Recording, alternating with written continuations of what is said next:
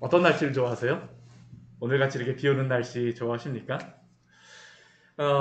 대부분 우리가 좋아하는 날씨를 생각해 본다면 저희가 참 좋았던 그러한 날씨는 이 지중해 그러한 날씨, 이스라엘 같은 경우에 여름에 그 굉장히 더운 그러한 날씨이지만 지중해 날씨 같은 경우에는 이게 굉장히 건조하기 때문에 여름에도 한참 뭐 떼양볕에 가면 굉장히 덥다 그러는데 그늘에만 들어오면 바로 시원해집니다. 아, 건조하고 그러니까 이게 더운데도 불구하고 날씨가 참 좋다라는 그런 생각이 듭니다. 보통 이렇게 날이 그 비가 오게 되면 구질구질하고 그래갖고 찌뿌둥한 것 같아서 이런 날씨는 참 힘들어라고 생각하는 그러한 경우가 많죠. 그러나 우리가 날씨를 좋아한다 그래서 우리가 5월이나 뭐 그 6월의 초같이 이렇게 아주 맑고 화창하며 그러한 날씨 속에서만 우리가 살 수 있는 것은 아닙니다. 그리스도인이라 할지라도 이렇게 구질구질하고 날씨가 좋지 않은 비가 막 내릴 때 내가 가진 것이라곤 우산 하나 뭐 그냥 막 우산도 그냥 보통 우산이 아니라 막 비가 막 새는 그런 우산 가지고 있는 것 같은 그러한 마음이 들 때 어떻게 하십니까? 무엇을 하십니까? 오늘 시편의 말씀을 보게 되면 이 시편이 오늘 우리가 읽었던 86편 같은 경우에는 그 앞뒤로 보면 이게 고라의 자손들의 시편들입니다. 고라의 자손들의 그래 시편 가운데에 오늘 시편 86편 같은 경우에는 다윗의 시라고 해서 다윗이 이 시편을 지었음을 표제어로서 우리에게 말씀하고 있습니다.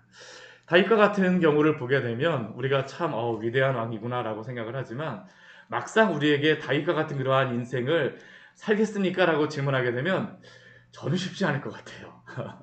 요즘에 사무엘상 말씀을 우리가 보았었는데 10년 넘게 정말로 창을 들고 나를 따라다닌다라면 저는 심장이 정말 쫄리는 그러한 느낌이라고 해야 될까요? 이게 3천 명의 그러한 병사를 데리고 날마다 사울이 나를 뒤따라다닌다. 그러한 가운데 다윗에게 힘과 능력과 위로가 무엇이었을까요? 오늘 시편 말씀은 우리에게 두 가지 것으로서 우리에게 말씀합니다. 첫 번째 그에게 힘이 되어지는 것은 기도라고 우리에게 알려줍니다. 오늘 시편의 말씀을 보십시오. 다윗이 언제 기도하고 있는지. 먼저 1절 말씀을 보게 되면 여호와여 나는 가난하고 궁핍하오니 주의 귀를 기울여 내게 응답하소서라고 기도합니다. 내게 응답하여 주시옵소서. 우리 3절 말씀에도 보면 종일 주께 부르짖나이다. 우리 6절 말씀에도 보면 기도에 귀를 기울이시고 내가 간구하는 소리를 들으소서. 주께 부르짖으리니. 지금 다윗은 계속적으로 기도합니다. 어떠한 상황 가운데 기도하고 있습니까? 내가 가난하고 궁핍한 가운데. 다윗과 같은 경우에 가난하고 궁핍한 그러한 때가 언제였을까요? 아마 그가 그 사울의 그런 창을 피하여서 막 그 제사장에게 도망갔을 때에 그가 그렇지 않았겠습니까? 아히멜렉에게 도망가서 골리앗의 칼을 구할 때 참 가난하죠. 궁핍하죠. 먹을 게 없어서 먹을 게 무엇이라도 있으면 저에게 주십시오. 근데 제사장에게 있는 그러한 먹을 것은 성소 안에 있었던 그 물린 떡밖에 없습니다. 하나님 앞에 드렸던 그러한 떡, 일주일 동안 그 성소 안에 있었기 때문에 그 떡이 맛이 있었을까요? 일주일 동안 식은 떡 우리한테 먹으라 그러게 되면 아마 쉽지 않았을 것입니다. 그런데 다윗은 그것조차도 너무나 감사하게 먹을 수밖에 없는 상황이었습니다. 단순히 가난하고 궁핍한 것만이 아니죠. 우리가 정말로 가난하고 궁핍할 때는 언제입니까? 우리의 영혼이 억누릴 때죠. 우리의 영혼이 가난하고 궁핍할 때 무엇을 하십니까? 기도하십시오. 오늘 다윗은 가난하고 궁핍할 때에 주의 귀를 기울여 응답하소서라고 기도하고 있습니다. 우리가 가난하고 궁핍할 때에는 신세 한탄할 때가 아닙니다. 신세 한탄은 아무 때나 할 수 있습니다. 오직 성도만이 할 수 있는 것이 무엇일까요? 주께 기도하는 것입니다. 세상 사람들은 몰라요. 근데 성도조차도 신세 한탄하고 나는 왜 이럴까라고 우리 스스로를 묵상하고 상황을 묵상할 때가 너무나도 많죠. 그러나 우리의 믿음의 선조들, 믿음으로 살아갔던 사람들은 그 시간에 주님께 기도하고 무릎 꿇었음을 기억하시기 바랍니다. 이때가 언제일까요? 하나님이 어떠한 분이신가를 분명히 알 때입니다. 하나님을 의지할 때입니다. 우리가 연약할 때에 내가 할 수 없기 때문에 내가 강난하고 궁핍하오니 오직 주님만이 나의 소망이십니다. 주여 나에게 귀를 기울이셔서 내게 응답하소서. 또 오늘 다윗은 어떠한 때도 기도하고 있습니까? 경건하고 또한 주님을 의지하는 그러한 때에도 주님께 기도하고 간구합니다. 우리는 내가 경건하다라고 생각하면 그래 나의 요즘에 신앙생활이 좋으니까 내 영적인 컨디션이 참 좋을 것 같아. 가난하고 궁핍할 때만 우리가 기도하는 것이 아닙니다. 우리가 영적인 컨디션이 좋을 때에도 기도하시기를 축원합니다. 성도는 기도함으로써 살아가는 자들입니다. 물고기가 물 밖에서 살 수가 없어요. 아무리 내가 건장한 물고기라 할지라도 아무리 헬스를 하고 운동 열심히 하고 식스팩이 쫙 새겨져 있는 물고기라 할지라도 물 밖에 나오면 어떻게 될까요? 단 1분도 살아나기가 힘듭니다. 살 수가 없어요. 성도가 아무리 영적으로 건강하고 내가 경건한 것 같다. 그러나 그때가 주님과 더욱더 기도할 때임을 기억하십시오. 그때 기도함으로 말미암아 우리가 가난하고 궁핍할 때에 주님을 더욱더 기억할 수 있는 것입니다. 꿀을 누가 먹나요? 먹어본 사람이 먹습니다. 꿀이 끈적끈적한 거. 우리는 그 꿀이 끈적끈적하지만 그게 맛있다는 걸 알기 때문에 먹지만 그냥 이렇게 꿀의 그런 모습만 이렇게 막 있다 그러면 아마 먹지 않는 사람도 많을 것입니다. 거기서 벌이 웅웅웅 거린다 그러면 저것을 왜 먹어? 근데 꿀 맛을 아는 사람들은 어떻게 할까요? 꿀을 먹습니다. 주님께 기도하는 게 쉬운 게 아닙니다. 내가 영적으로 경건하다라고 할 때 왜 우리가 무릎 꿇지 않습니까? 기도하는 게 쉽지 않아요. 영화나 드라마는 몇 편이고 밤을 새서라도 볼 수 있지만 주님 앞에 기도하는 것은 쉽지 않습니다. 경건하고 우리가 또한 주님을 의지할 때일수록 더 주님 앞에 기도하십시오. 우리가 이렇게 기도하는 이유는 무엇일까요? 오늘 시편 말씀을 보게 되면 오늘 시편 그 86편을 보게 되면 이 다윗이 이렇게 기도하는 근거가 있습니다. 왜 다윗이 이렇게 기도할까요? 성도가 힘을 얻는 두 번째 방법은 하나님이 누구인가를 알기 때문입니다. 다윗이 이렇게 기도하는 이유는 다른 게 아니에요. 하나님이 누구인가를 알기 때문이죠. 오늘 말씀은 우리에게 그래서 기도하라라고 계속적으로 권면합니다. 다윗을 통하여서 응답하소서, 구원하소서, 부르짖나이다, 우러러보니 귀를 기울이시고 소리를 들으소서 부르짖으오니 응답하시리이다. 그러나 이렇게 기도할 수 있는 근거가 무엇입니까? 하나님이 누구인가를 알기 때문이죠. 꿀의 꿀맛이 있기 때문입니다. 오늘 5절 말씀 보십시오. 우리 5절 말씀 같이 한번 읽어보도록 할까요? 주는 선하사 사죄하기를 즐거워하시며 주께 부르짖는 자에게 인자함이 후하심이니이다. 다윗이 왜 기도를 할까요? 주님이 선하시다라는 것을 알기 때문입니다. 주께서 부르짖는 자에게 인자함이 후하시다라는 것을 알고 있기 때문입니다. 꿀맛을 먹어본 사람이 먹는다라고 하는데 제가 이 말씀을 드리는 게 있습니다. 신앙이라고 하는 것은 체험적일 수밖에 없습니다. 제가 성경의 말씀을 강조를 하지만 이 성경의 말씀을 보면서 우리가 우리의 삶 속에 계속 이 말씀대로 적용해 봐야 됩니다. 우리가 이 말씀 그대로 적용하면서 살아가게 되면 하나님이 무엇을 경험하게 하실까요? 아브라함에게 하나님이셨던 그 하나님, 이삭에게 하나님이셨던 그 하나님, 야곱의 하나님이셨던 그 하나님, 다윗에게 하나님이셨던 그 하나님이 바로 누구의 하나님인 건를 알게 하실까요? 바로 우리의 하나님이심을 알게 하십니다. 하나님께서 그것을 경험하게 하세요. 체험하게 하십니다. 신앙은 결코 죽어 있는 것이 아닙니다. 신앙은 체험적일 수밖에 없습니다. 체험적인 성도들만이 힘들고 쉽지 않아도 기도하게 되죠. 다윗은 그의 인생을 통하여서 주가 선하시다라는 것을 알게 되었습니다. 체험적으로 알아요. 주가 선하시기 때문에 내가 죄가 많음에도 불구하고 주 앞에 회개하며 나아갈 때에 나를 용서하시고 사죄하시기를 즐거워하시는 분이시구나. 그러니까 회개해야 될 때, 내가 죄를 지었을 때 누구에게 달려갈까요? 주님께 달려가는 것입니다. 주님께 달려가요. 내가 고난을 당했을 때 누구에게 달려갑니까? 주님께 달려갑니다. 왜요? 주는 인자하시기 때문입니다. 우리 성경에 보게 되면 이 인자하다라고 하는 단어가 헤세드라고 하는 그러한 단어입니다. 이 헤세드라고 하는 그러한 단어, 오늘 말씀에도 보면 8절서부터 13절까지의 말씀에서 특별히 하나님의 그러한 어떠하심에 대하여서 더 말씀하고, 우리 뒤에 16절 말씀에 보게 되면 15절 말씀에 보게 되면 하나님의 그러한 어떠하심에 대해서 우리에게 말씀하시죠. 하나님이 긍휼하시며 은혜를 베푸시며 노하기를 더디하시며 인자와 진실이 풍성하신 하나님이오니. 근데 여기에 인자함이라고 하는 단어가 두 번이 나옵니다. 헤세드라고 하는 그러한 단어입니다. 이 인자함이라고 하는 이 헤세드의 의미가 무엇일까요?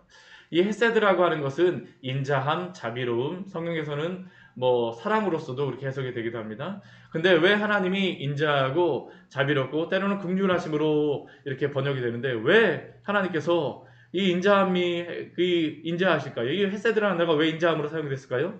이 헤세드라고 하는 그런 어원을 보게 되면 이게 어떠한 의미가 있냐면, 이게 충실하다라는 그러한 의미가 있습니다. 충실하다라는 그러한 의미, 신실하시다라는 그러한 의미가 여기에 있어요. 근데 왜 사랑입니까? 우리가 범죄함에도 불구하고, 우리가 죄악됨에도 불구하고 하나님은 당신의 말씀에 충실하셔서 변치 않으시고 우리를 받아주시기 때문에 하나님은 사랑이신 겁니다. 그래서 이 헤세드라고 하는 단어는 언약에 충실하신 사랑이라고 우리가 이해를 해야 됩니다.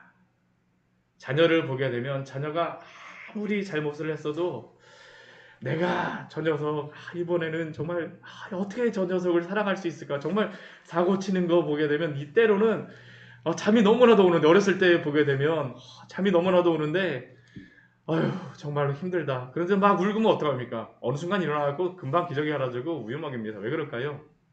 부모이기 때문이죠. 아무리 자식이 잘못해도 그 사랑을 잊을 수가 없습니다. 이게 바로 하나님의 인자하신 사랑입니다. 하나님이시기 때문에 하나님이 오늘도 인자하심을 베풀어 주십니다. 또 그 하나님은 어떠한 하나님이십니까? 기도하는 그런 근거가 바로 하나님이 어떠한 분인가를 알기 때문에 다윗이 기도하는 겁니다. 우리 8절서부터 우리 13절까지의 말씀 보게 되면 하나님이 유일하신 하나님이신 것을 먼저 6절 말씀에 말씀하죠.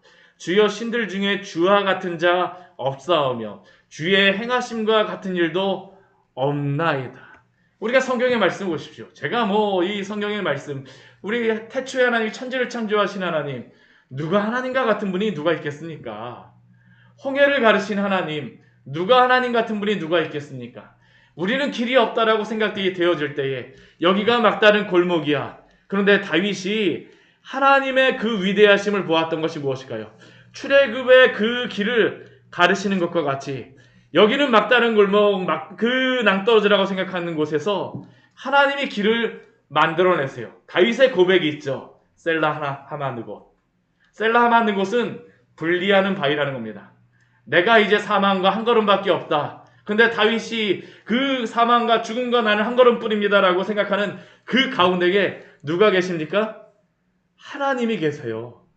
하나님이 그 가운데에 계시게 되면 사망이 나와 죽음이 나와 한 걸음 같지만 그 걸음이 얼마나 한 걸음일까요? 태평양같이 넓어지는 겁니다. 하나님이 구원하시기 때문입니다. 주여 신들 중에 주와 같은 자 없사오며 행하신과 같은 일도 없나이다. 주님은 오늘도 유일하신 하나님으로 당신의 놀라운 일을 행하심을 기억하십시오. 하나님이 오늘도 우리에게 원하시는 이 세상을 통해서 원하시는 것이 무엇일까요? 우리 9절 말씀 같이 한번 읽어보도록 하겠습니다. 주여 주께서 지으신 모든 민족이 와서 주의 앞에 경배하며 주의 이름의 영광을 돌리리이다. 하나님은 당신이 유일하시고 당신의 그 위대하심을 드러내십니다. 우리 10절 말씀을 보면 무릇 주는 위대하사 기이한 일을 행하시오니 주만이 하나님이시니이다. 그런데 하나님이 위대하심을 드러내시는 이유가 무엇일까요? 당신이 영광을 받으시기 위하여서입니다. 이 세상 모든 사람으로 하여금 하나님의 영광을 찬양하기를 원하세요. 찬양받기를 원하십니다. 사람은 자신이 찬양을 받으려고 하면 그게 교만으로 이어질 수밖에 없습니다. 왜 그럴까요? 사람은 피조물이기 때문이죠. 사람은 어떠한 그 찬양을 받고 영광을 받게 되면 그것은 항상 교만으로 이어질 수밖에 없습니다. 그러나 하나님께 영광을 돌리는 것은 하나님이 교만하심을 나타내는 게 아닙니다. 하나님 항상 영광을 받으셔야 됩니다. 왜 그럴까요? 하나님은 위대하신 분이시기 때문입니다. 천지를 창조하신 하나님 외에 누가 영광을 받을 수 있겠습니까?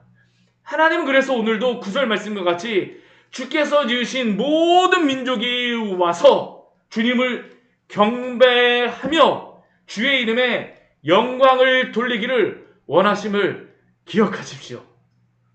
오늘도 이렇게 살아가십시오. 주의 영광을 위하여서 살아가십시오. 우리를 이 자리에 부르신 이유는 주의 영광을 돌리게 하기 위하였습니다. 또한 우리를 통하여서 주의 그 영광을 나타내십시오. 많은 사람들이 주님의 이 영광을 볼 수 있도록 복음을 전도하십시오. 하나님이 이것을 원하세요. 하나님의 누가 영광을 받을 수 있습니까? 다윗이 이것을 우리에게 가르쳐줍니다. 오직 하나님이 유일하신 하나님, 위대하사 기이한 일을 행하신 하나님, 주만이 하나님이시오니 주님만이 영광을 받으소서. 일심으로 주의 이름을 경외합니다. 나뿐만 아니라 우리의 가족, 우리의 주변의 많은 사람들이 주 앞에 나올 수 있도록 복음의 통로로 사용되시기를 축원합니다. 오늘도 주님은 우리를 구원하세요. 누가 이렇게 하나님께 영광을 돌립니까? 스올에서 건짐을 받은 자들입니다. 우리 13절 말씀 같이 한번 읽어보겠습니다. 이는 내게 향하신 주의 인자하심이 크사 내 영혼을 깊은 수월에서 건지셨음이니이다. 누가 하나님께 기도하며 누가 하나님께 영광을 돌리고 누가 하나님이 누구인가를 알기를 소원하며 누가 하나님 앞에 나아갑니까? 구원받은 자들만입니다. 구원받은 자들만이에요. 내가 사망에서 허물과 죄로 죽었던 사람이 살아나야지만 하나님이 누구인가를 압니다. 내 영혼을 깊은 수월에서 건지셨음이니이다. 오늘 이 자리에 나온 우리 귀한 성도님들 고백이 그것 아닙니까? 왜 이 새벽에 나와서 기도하십니까? 왜 주님을 찾으세요? 이미 여러분들을 구원하여 주셨기 때문입니다. 또한 오늘도 구원하시는 하나님이시기 때문입니다. 또한 우리의 구원을 주의 나라에 이를 때까지 이끌어 가시는 하나님이시기 때문입니다. 과거, 현재, 미래 우리를 구원하셨고 우리를 구원하시며 우리를 구원으로 이끄실 주님을 의지하고 기도하시기를 축원합니다. 우리 마지막에 우리 14절 이후의 말씀서부터는 또다시 기도하라라고 우리에게 권면합니다. 16절 말씀 보게 되면 주여 내게로 돌이키사 주 내게 은혜를 베푸소서. 힘을 주시고 주의 여종의 아들을 구원하소서. 은총의 표적을 내게 보이소서. 여호와여 주는 나를 덮고 위로하시는 이신이이다. 오늘도 기도하십시오. 지금 이 자리에서 기도하십시오. 하나님은 우리를 구원하시며 오늘도 위로하시는 하나님이십니다. 주님은 내 편이시라. 여호와여 주는 나를 덮고 위로하시는 이신이이다. 주밖에 누가 우리를 위로할 수 있겠습니까? 주밖에 영광을 받으실 분이 누가 있겠습니까? 같이 기도하도록 할게요. 하나님 아버지, 오늘도 주님께서 이 자리에 우리를 불러주시고